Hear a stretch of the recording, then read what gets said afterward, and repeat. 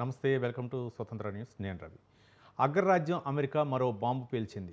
Green card శాశ్వత నివాసానికి హామీ కాదంటూ సంచలన ప్రకటన చేశారు ఆ దేశ ఉపాధ్యక్షుడు జేడీ వాన్స్. ఇప్పటికే ట్రంప్ సర్కార్ అనుసరిస్తున్న ఇమిగ్రేషన్ విధానాలపై ప్రపంచవ్యాప్తంగా విమర్శలు వస్తున్న వేళ తాజాగా ఈ నిర్ణయంతో లక్షలాదిగా ఉన్న గ్రీన్ కార్డు హోల్డర్లో గుబులు మొదలైంది. భారతీయుల్లోనూ ఇదే పరిస్థితి నెలకొంది.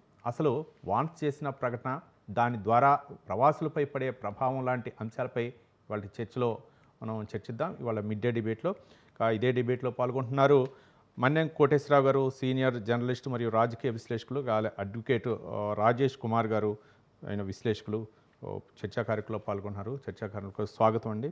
ముందుగా కోటేశ్వరరావు గారు నమస్కారం అండి. కోటేశ్వరరావు గారు మీట్లో ఉన్నారండి.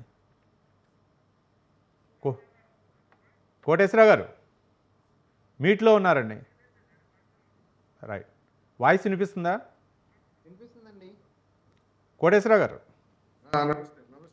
రైట్. కోటేశ్వరరావు గారు నమస్తే. ఏంటి అంటే అమెరికా ఉపాధ్యక్షుడు జేడీ వాన్స్ తీసుకున్న అంటే ఒక మీడియా ఛానల్తో మాట్లాడుతూ ఈ వివరాలను వెల్లడించారు. అమెరికాలో గ్రీన్ కార్డు ఉన్నంత మాత్రాన ఇక్కడ శాశ్వత సభ్యులు కారు అనే విధంగా ఆయన వ్యాఖ్యానించిన ఆ వ్యాఖ్యలను ఏ విధంగా చూడొచ్చు? అమెరికా అధ్యక్షుడు డొనాల్డ్ ట్రంప్ రెండోసారి బాధ్యతలు చేపట్టిన తర్వాత కొన్ని నిర్ణయాలు అయితే మాత్రం కొంచెం కఠోరమైనటువంటి నిర్ణయాలు తీసుకుంటున్నారు.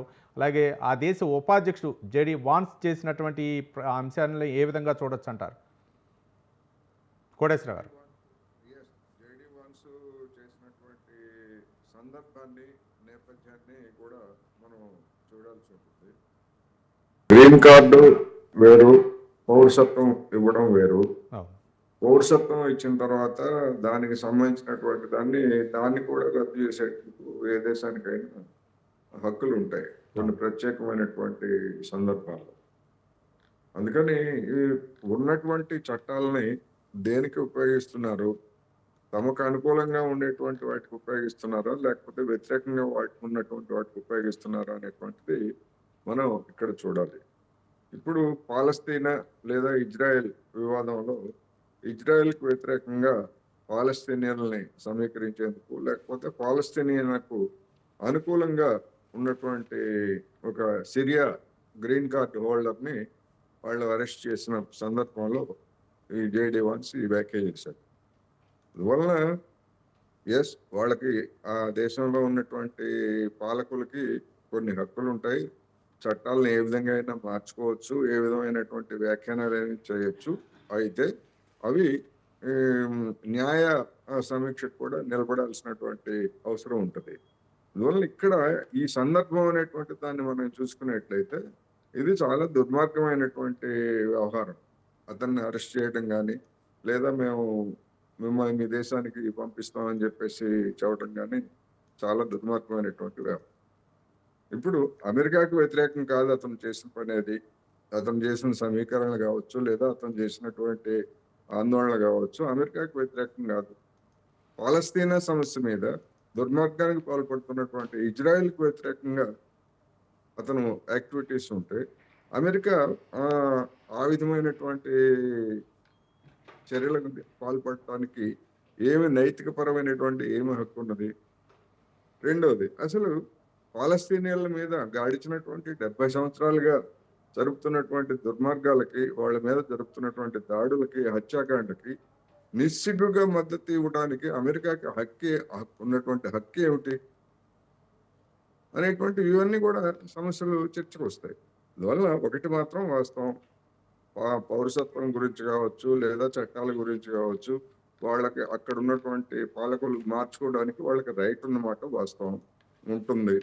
కానీ ఇటువంటి కారణాలను చూపించి ఇలాంటి కారణాలతోటి ఇంతవరకు బహుశా నాకు తెలిసినంత వరకు, లేదా నేను అధ్యయనం చేసినంత వరకు అమెరికాలో ఏ వ్యక్తికి సంబంధించి ఇలాంటి కారణాల సందర్భంగా ఇటువంటి వ్యాఖ్యానాలు చేసినటువంటి ఉదాహరణ కనపడదు. అందువలన ఇది నిజంగా ఒకవేళ అటువంటిది గ్రీన్ కార్డు లేదా పౌరసత్వం వేరు, గ్రీన్ కార్డు వేరు. అందువలన ఇట్లాంటి వాటి మీద ఏమైనా కోర్టుకి వెళ్తారా, ఆ కోర్టు ఏం సమాధానం చెప్తుంది అనేది మనం చూడాల్సి. రైట్. రాజేష్ కుమార్ గారు. నమస్కారం అండి. నమస్కారం. అంటే జేడీ వాన్స్ ఒక నిర్ణయాన్ని అయితే వెల్లడించారు. ఏదైతే అమెరికా పౌరసత్వం గురించి అక్కడ చాలామంది ప్రవాస భారతీయులందరూ కూడా గ్రీన్ కార్డు వస్తే చాలు అక్కడే మనకి అక్కడ పౌరసత్వం వచ్చినట్టు కిందని భావిస్తారు. కానీ గ్రీన్ కార్డు ఉన్న వాళ్ళందరినీ కూడా మేము అమెరికా పౌరులుగా భావించే అవసరం లేదు. అక్కడ ఆ దేశ విదేశాంగ మంత్రి అవ్వచ్చు, ఆ దేశ అధ్యక్షుడు అవ్వచ్చు, నిర్ణయం తీసుకుంటే ఆ నిర్ణయానికి కట్టుబడి ఉండాల్సిన అని చెప్పేసి జేడీ వాన్స్ అని వెల్లడించారు. దీన్ని ఏ విధంగా చూడొచ్చంటారు? ఇప్పుడు మనకు విషయం ఏందంటే, కొలంబస్ డిస్కవర్డ్ అమెరికా అనే ఒక కాన్సెప్ట్ మీద వచ్చినాం. హ్మ్. అంటే ఏంటి? మనకు యూరోపియన్ నాగరికత, సింధు నాగరికత ఉన్నప్పుడు అసలు America is nothing. America is zero. హ్మ్. అమెరికాలో ఎవ్వడు ఎవనికి పుట్టలే. అమెరికాలో వచ్చేదంతా కూడా వలస జాతి. హ్మ్. అంటే ఏంటి? They are pulling the especially talented persons from all the countries 192 minus 1, that is America 181 countries నుంచి డిఫరెంట్ ప్రాసెస్లో L1 visa, H1B visa, green visa card అని ఒక స్టేజ్ రూపంలో పెట్టి అక్కడ అమెరికాలో నాగరికత లేదు. అసలు అమెరికాకి నాగరికత నేర్పించింది హిందూ నాగరికత, యూరోపియన్ నాగరికత, మెసొపొటేమియన్ నాగరికత, ఆఫ్రికన్ నాగరికత. బరాక్ ఒబామా ఉన్నారు, ఆఫ్రికన్ కాదా? ఆయన కూడా ఎక్స్ గ్రీన్ కార్డ్ హోల్డరే కదా. He became the president of America. ఇక్కడ ఏంటంటే ట్రంప్ యొక్క నిరంకుశత్వ పాలన నుంచి డెఫినెట్గా అమెరికా యొక్క స్థానం ఎకనామికల్గా కానీ, సొసైటీగా కానీ, పొలిటికల్గా కానీ 100% ఇలాంటి డిసిషన్స్ తీసుకుంటే గో బ్యాక్ ట్రంప్ అనేది అండ్ బ్యాన్ అమెరికా మూవ్మెంట్ అనేది కూడా across all the world it will start shortly. ఎందుకంటే అమెరికాకు మనం ఎకానమీ సంపాదించింది, సొసైటీకి సంపాదించింది ఇతర నాగరిక జాతులు చెందిన వాళ్ళే తప్ప వాళ్ళ ఓన్ పుట్టు పూర్వతరాలు లేవు. ఇప్పుడు ప్రజెంట్ మన టాలెంటెడ్ పీపుల్ అన్నింటిని అమెరికా క్యాచ్ చేసి they are going to make the rule, they are going to break the rule అనే పాలసీస్కి వచ్చారు. అంటే ఏంటి? మనకి ఇండియాకి ఒక రాజ్యాంగం ఉంది. దాని తగ్గట్టే లెజిస్లేటివ్ అయినా, ఎగ్జిక్యూటివ్ అయినా, జ్యుడిషియరీ అయినా we have to follow that constitution.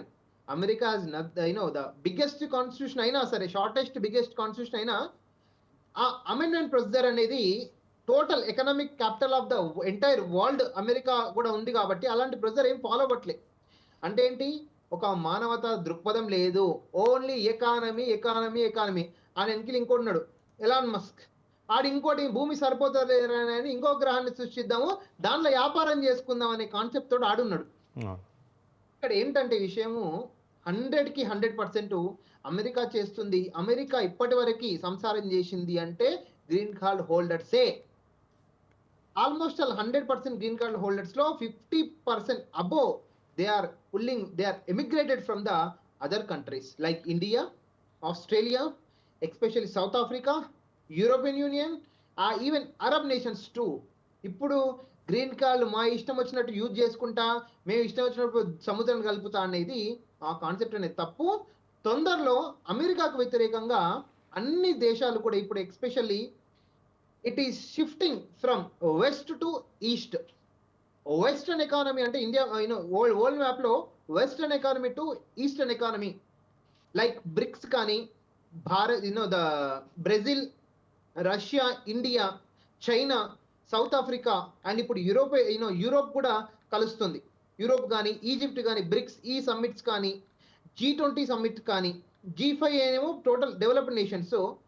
ఇవన్నిటికీ కూడా స్వస్తి పలకాలంటే కూడా ఐక్యరాజ్య సమితిలో భారతదేశాన్ని పర్మనెంట్ మెంబర్షిప్గా చేస్తే కూడా ఇలాంటి దాన్ని మనం చెక్ చేయొచ్చు. ఎందుకంటే టోటల్ ఎంటైర్ వరల్డ్ లో after China the India equal పాపులేషన్గా, హైయెస్ట్ పాపులేషన్గా మనం ముందుకెళ్తున్నాం. Until unless our developing nations like India and China and the other countries has to make into the permanent membership in United Nations, మనం ఇలాంటి కథలు, సంసారాలు, వ్యభిచారాలు చూస్తూనే ఉంటాం. యాక్చువల్గా అమెరికా ఏ చేస్తే అది యాక్సెప్ట్ చేయాల్సి వస్తుంది. ఇండియాలో ఎంతమంది చదువుకోవడానికి వెళ్ళలేదండి? First L1 visa, H1 visa, వాళ్ళు చాలా మంది మృతదేహాలుగా తిరిగి వస్తున్నారు. రీసెంట్గా మొన్న షాద్ నగర్ లో ఒకానొక పిల్లోడు and last year Rangareddy district court యొక్క జడ్జి తనయో కూతురో కొడుకో మృతదేహాలుగా తిరిగి వచ్చిండు. దానికి మాత్రం యుఎస్ఏ ఆన్సర్ చెప్పట్లేదు. కానీ మేము గ్రీన్ కార్డ్ హోల్డర్స్ని ఇష్టం వచ్చినట్టు యూజ్ చేసుకుంటాం, ఇష్టం వచ్చినట్టు పారేస్తాం అంటే కూడా డెఫినెట్గా అమెరికా స్థానాన్ని ప్రపంచ స్థాయిలో ఇండియా కానీ, చైనా కానీ, రష్యా కానీ త్వరలో భర్తీ చేయి.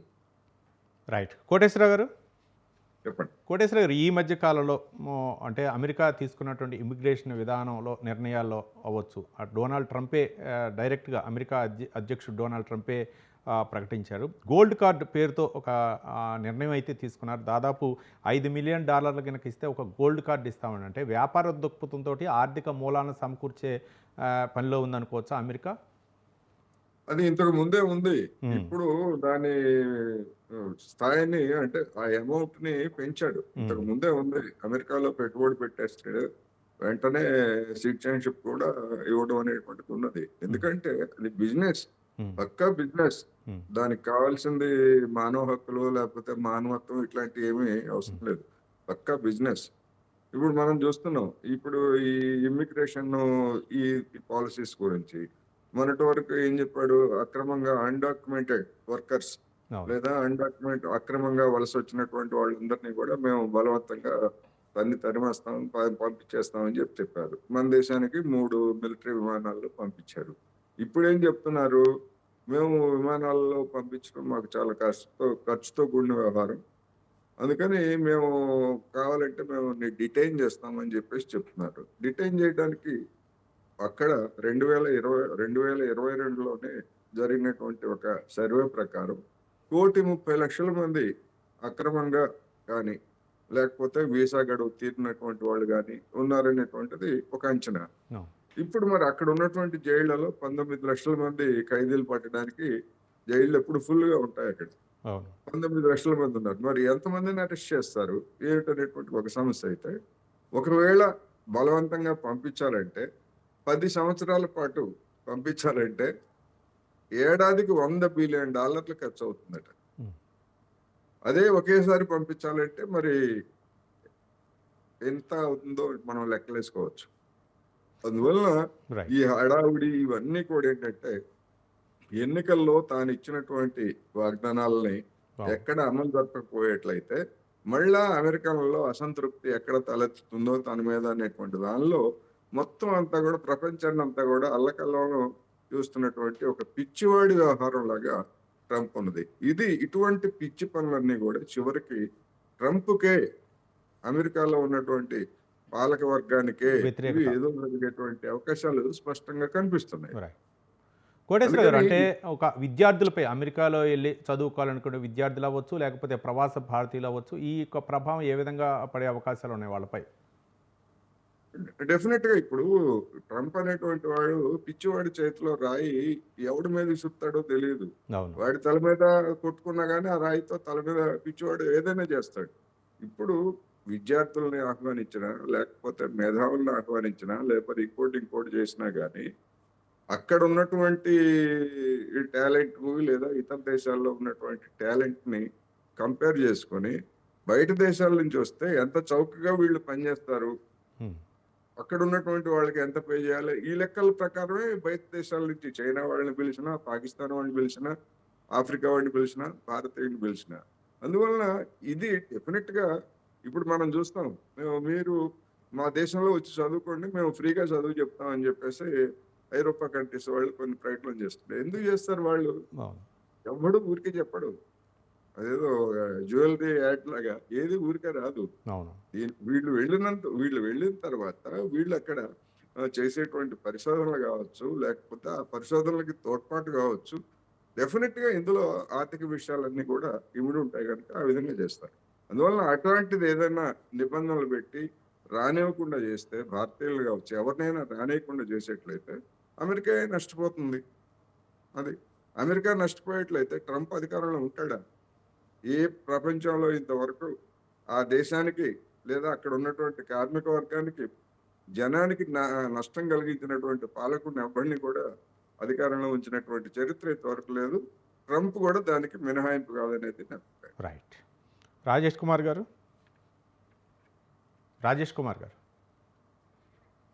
చెప్పండి.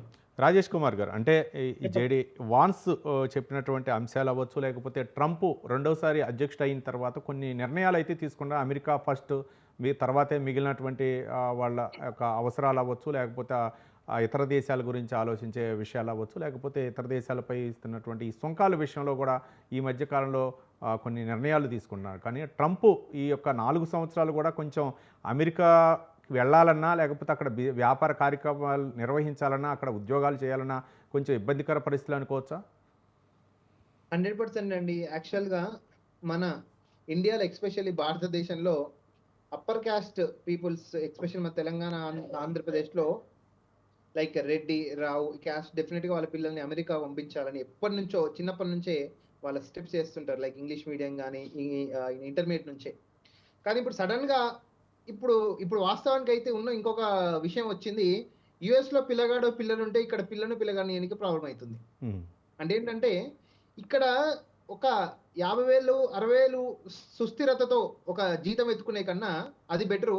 అక్కడ 3,00,000, 4,00,000, $5,00,000 టోటల్ ఇండియా కరెన్సీలో 6,00,000 ఉన్నా ఎప్పుడు ఊసిపోతదో, ఎప్పుడు రిటర్న్ అయితదో తెలుస్తలేదు యాక్చువల్‌గా.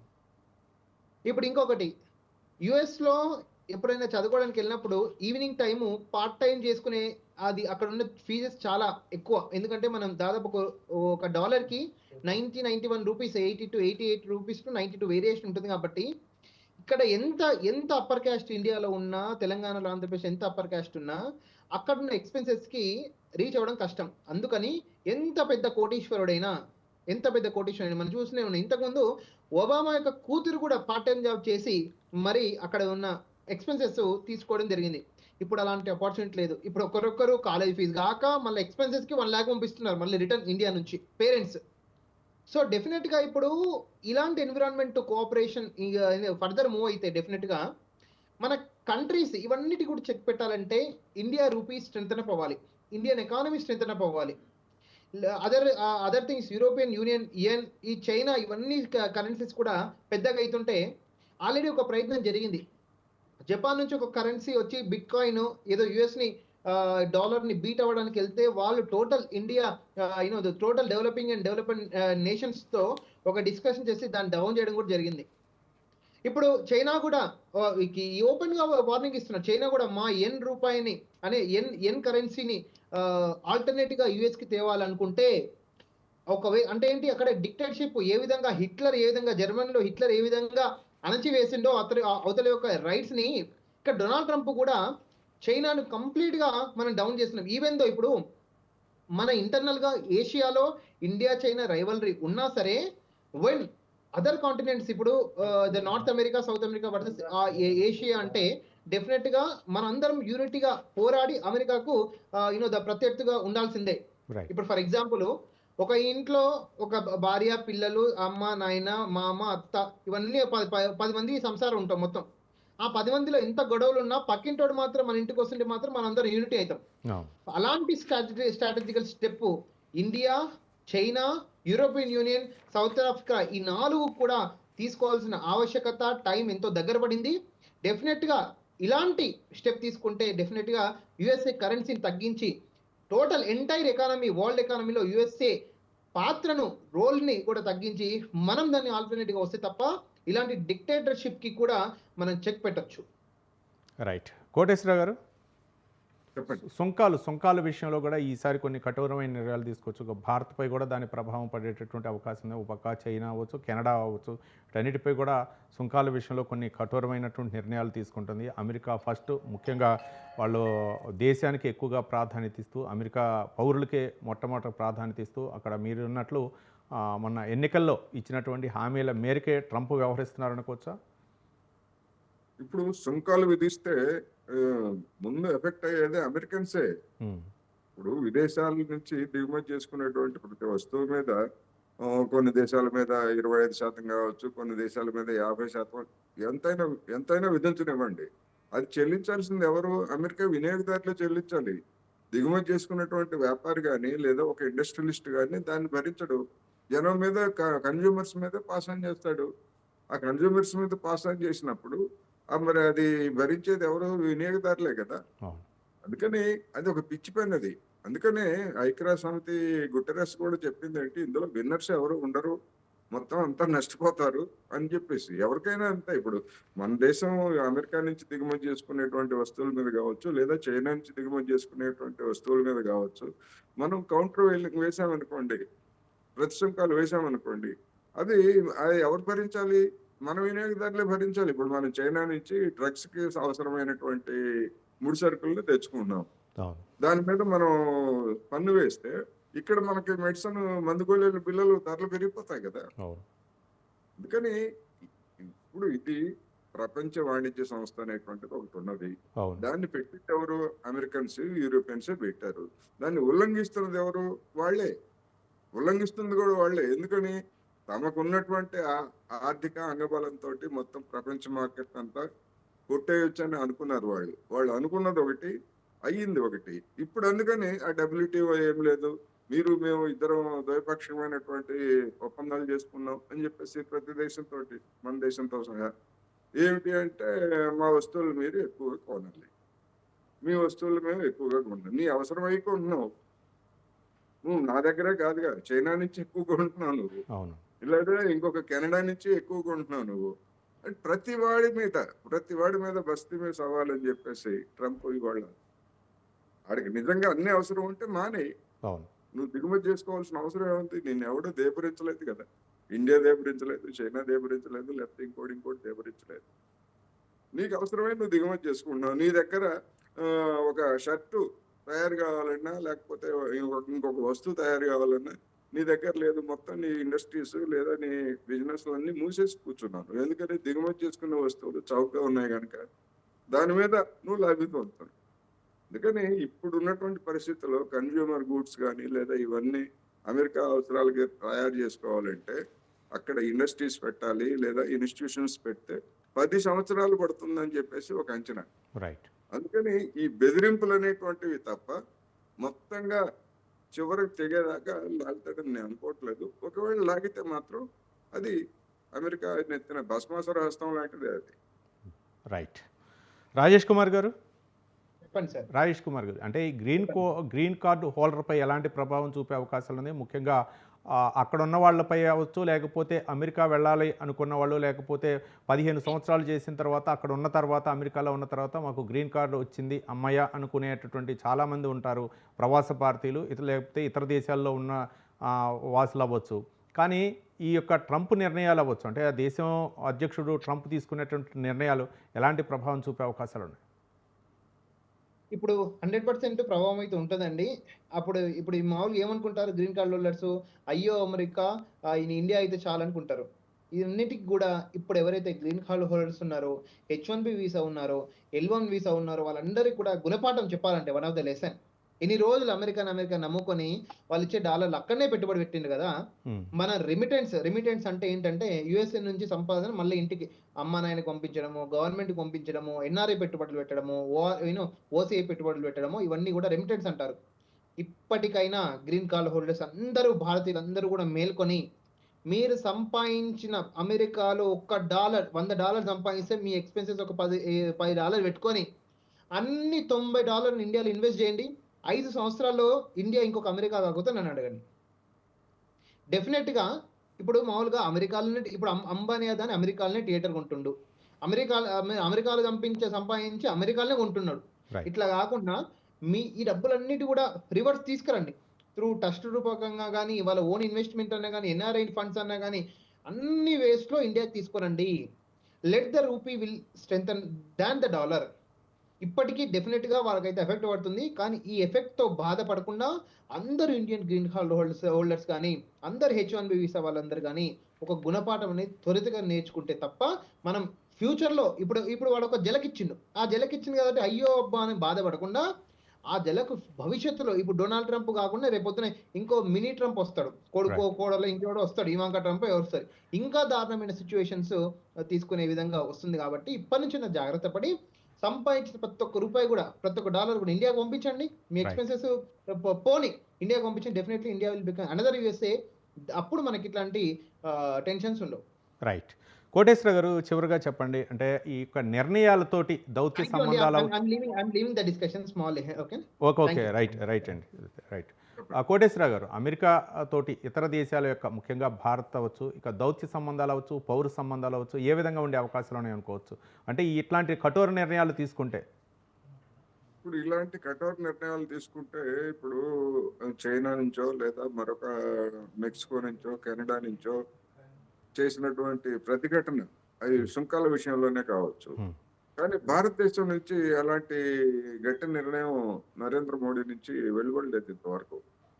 వెలువడకపోగా ఇక్కడ మన స్పెక్ట్రమ్ కేటాయింపుల విషయంలో మనం చూసాం. ఎలన్ మస్క్ కి సంబంధించినటువంటి స్టార్లింక్ కి వేలం పెట్టకుండా ఇంకా ఉన్నాయి, వేరే కూడా ఉన్నాయి, ఉపగ్రహాలతో ఇచ్చేటువంటి ఇంటర్నెట్స్. వాళ్ళందరినీ పోటీ పడమనండి. ఇక్కడ ఉన్నటువంటి గతంలో జరిగినటువంటి స్పెక్ట్రమ్ కేటాయింపుల్లో అక్రమాలు జరిగాయి కనుక నేను మిగతా వేలం పెట్టానని చెప్పేసి పెట్టారు టెరిస్ట్రియల్కి సంబంధించి. అదేవిధంగా శాటిలైట్కి సంబంధించినటువంటి స్పెక్ట్రమ్ మీద కూడా వేలం పెట్టండి. వేలం పెట్టకుండా నేను ఇంత ఫిక్స్ చేస్తున్నానని చెప్పేసి ఎలన్ మస్క్ ఇవ్వడానికి నిర్ణయించుకున్నాడు. దాన్ని వ్యతిరేకించినటువంటి అంబానీ లేకపోతే సునీల్ మిట్టల్ వీళ్ళు చేసేది ఏమిలాగా, ఎందుకంటే నరేంద్ర మోడీ అక్కడికి వెళ్ళి అంగీకరించి వచ్చిన తర్వాత ఇంకా వీళ్ళు చేసేది ఏముంటది. అందుకని ఆ స్టార్లింక్ వాటితోనే ఒప్పందం చేసుకొని నీ తరఫున మేమే ఇక్కడ ఏజెంట్లుగా పనిచేస్తామని చెప్పేసి ఒక అవమానకరమైనటువంటి ఒప్పందాన్ని చేసుకొని ఇవాళ వాళ్ళు ముందుకు వెళ్ళబోతున్నారు. Right. అందుకని ఇక్కడ ఉన్నటువంటి గవర్నమెంట్ ఏ విధమైనటువంటి వైఖరి తీసుకుంటుంది అనేటువంటిది ఒకటి. ట్రంప్ పచ్చి అబద్ధం ఆడాడు, Oh. ఇండియా ఒప్పుకుంది సుంకాలు తగ్గించడానికి అని. మరి ఇంతవరకు మేము తగ్గించడానికి ఒప్పుకున్నామని చెప్పేసి మన గవర్నమెంట్ చెప్పలేదు ఇంతవరకు. రైట్, కానీ తెర వెనకాల నుంచి ఇలాంటి పనులన్నీ కూడా చేస్తున్నాం. Right. కానీ లోపం మన వైపు నుంచి కూడా ఉన్నది. మనం కూడా గట్టిగా ఉంటే ట్రంప్ మరింతగా ప్రపంచంలో ఎలినేట్ అవుతాడు. అందువల్ల ఏం జరుగుతుంది ఏమిటనేటువంటి ఇప్పటి వరకు అయితే అనిశ్చితమే. ఈ విధంగా చెప్పినవన్నీ చేస్తాడు చెయ్యడు అని కానీ చేస్తాడు అని కానీ చెప్పే పరిస్థితి లేదనేది మనం తెలుసుకోవాలి. రైట్. థ్యాంక్ యూ కోటేశ్వర గారు, ఆర్థిక మరియు రాజకీయ విశ్లేషకులు, సీనియర్ జర్నలిస్టు, స్పందించి మిడ్ డే డిబేట్లో పార్టిసిపేట్ చేసినందుకు ధన్యవాదాలు. ఏది ఏమైనా సరే అమెరికా అధ్యక్షుడు అంటే దేశాల్లో ఒక పెద్దన్నగా వ్యవహరించేటటువంటి అమెరికా ఈ మధ్య ఆ దేశ అధ్యక్షుడిగా బాధ్యతలు చేపట్టిన తర్వాత ట్రంప్ తీసుకుంటున్నటువంటి నిర్ణయాలు అయితే మాత్రం కొంచెం సంచలనం అవుతాయి. ఇవి ఇతర దేశాలపై కూడా ప్రభావం చూపే అవకాశాలు ఉన్నాయి. ముఖ్యంగా ఆ దేశంపై కూడా ప్రభావం చూపే అవకాశం ఉంది. ముఖ్యంగా ఆ దేశ ఉపాధ్యక్షుడు జేడి వాన్స్ వ్యవహరించినటువంటి వ్యాఖ్యలు ఏవైతే ఉన్నాయో అవి గ్రీన్ కార్డు హోల్డర్లు అందరూ కూడా శాశ్వత సభ్యులుగా పరిగణించలేము అనే విధంగా వ్యాఖ్యానించినటువంటి వ్యాఖ్యలు అయితే తీవ్ర దుమారం అవుతాయి. మరి రానున్న రోజులు ఇంకా ఏమైనా కఠోర నిర్ణయాలు తీసుకుంటారా, ఇవన్నీ కూడా మిగిలిన దేశాలు కూడా ఆలోచించాలా. ఆ దేశ సార్వభౌమాధికారం లేకపోతే ఆ దేశంలో ఉన్నటువంటి ఉద్యోగస్తులు ఎవరైతే ఉన్నారో ఆ సొంత దేశాల్లోనే వాళ్ళ యొక్క కార్యకలాపాలు కొనసాగించే విధంగా ఉంటేనే మంచిది. ఈ ట్రంప్ ఉన్న సంవత్సరాలు కూడా అధ్యక్షుడిగా ఉన్నటువంటి అమెరికా అధ్యక్షుడిగా కొనసాగినన్ని రోజులు కూడా కొన్ని ఇట్లాంటి నిర్ణయాలు ఉండే అవకాశం ఉందని చెప్పేసి విశ్లేషకులు తమ అభిప్రాయం వ్యక్తం చేస్తారు. ఇది ఇవాళ మిడ్ డే డిబేట్. రేపటి మిడ్ డేలో మళ్ళీ కలుద్దాం. చూస్తూనే ఉండండి స్వతంత్ర న్యూస్.